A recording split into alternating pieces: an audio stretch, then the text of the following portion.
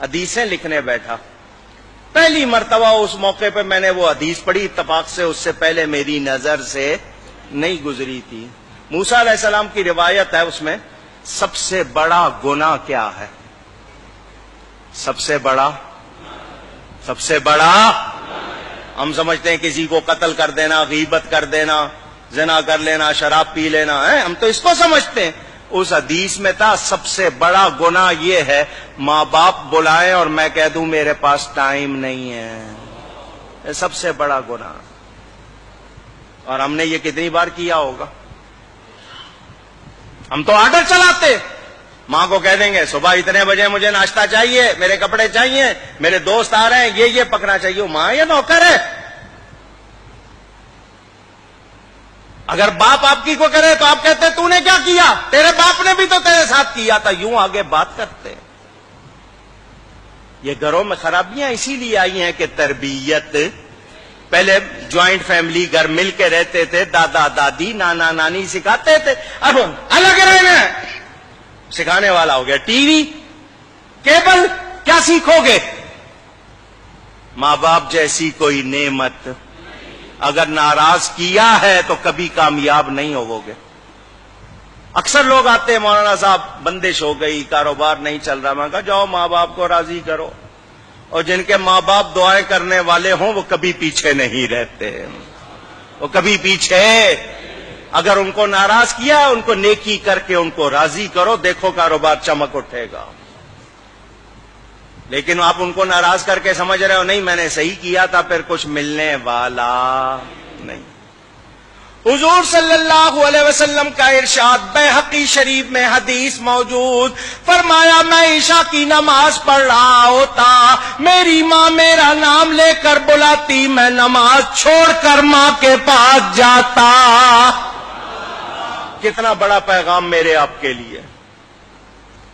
موسیٰ علیہ السلام مزاج میں تیزی تھی, اونچی بول لیتے تھے.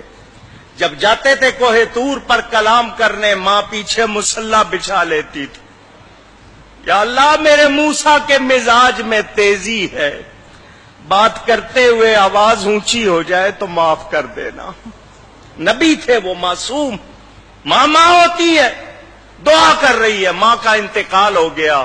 موسیٰ علیہ السلام طور پر گئے, غیب سے آواز آئی آج ذرا ہوش سے بات کرنا, پیچھے دعا کرنے والی نہیں بیٹھی. اب پہچانو ہمارے گھروں میں بے برکتی اسی لیے ہے کہ ہم نے ماں باپ کی قدر بلا دی. مگر ماں باپ بھی بڑے عجیب ہو گئے, انہوں نے اولاد کے حقوق نہیں پہچانے. آرڈر دیتے ہیں یا مارتے ہیں یا سختی کرتے ہیں یا ان کی جو ضروریات پوری نہیں کرتے, تربیت نہیں کرتے. دونوں کو ٹھیک ہونا پڑے گا. اولاد پر ماں باپ کے 6-7 حق ہیں, ماں باپ پر اولاد کے 80 سے زیادہ حقوق ہے. پتہ سیکھتے نہیں. میری پوری تقریر اس موضوع پر بھی ہے, اس کی بھی ریکارڈنگ ہے, دیکھ لینا, سن لینا. پہچانو, کوشش کرو, اپنے معاشرے کو ٹھیک کرو. جہاں ماں باپ کی قدر نہیں ہوگی وہاں برکت. کتنے واقعات ہیں, عجیب واقعات. یہ واقعہ میں نے آپ کو کئی مرتبہ سنایا ہوگا, ایک بار پھر سن لو. موسیٰ علیہ السلام جا رہے ہیں, لمبا سفر ہے. اللہ نے فرمایا موسیٰ پیدل سفر کر لو گے یا سواری چاہیے؟ یا اللہ سواری مل جائے تو آسانی ہوگی. فرمایا یہاں ہمارا ایک بندہ ہے, جاؤ اس کے پاس, وہ تمہارے لیے سواری کا انتظام کرے گا. موسیٰ علیہ السلام چلے گئے ان کے پاس. وہ بندہ نبی نہیں تھا, اللہ والا تھا. فرمایا میں اللہ کا نبی موسیٰ علیہ السلام. اس نے قدر کی, عزت کی. حکم. فرمایا میں نے سفر کرنا, مجھے سواری چاہیے. اس نے بادل کو اشارہ کیا,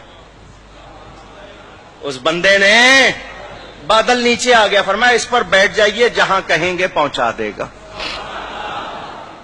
موسیٰ علیہ السلام نبی ہیں, نبی کے ذریعے اس کی شان دکھانی تھی اللہ نے, نبی کی زبان سے لوگوں کو پتا چلے.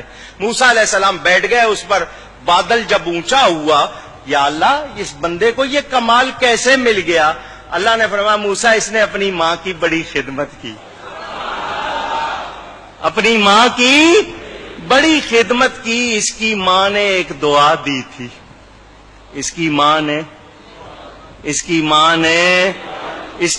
کہا تھا یا اللہ میرے بیٹے نے میری کوئی بات نہیں ٹالی, تو اس کی نہ ٹالنا. اس نے میری کوئی بات کبھی ٹالی نہیں, تو اس کی نہ ٹالنا. بس ہم اس کی ماں کی دعا کی وجہ سے اس کی ہر بات کو پورا کر دیتے. اندازہ کرو. ماں باپ کی قدر پہچانو. اگر وہ وفات پا گئے ان کے لیے نیکی کرو, ہر دعا میں ان کے لیے نیکی کرو. جو صدقہ دو ان کی طرف سے دو, تمہیں بھی ثواب ملے گا, تمہارا ثواب کہیں نہیں جائے گا, ان کی روح خوش ہو جائے گی.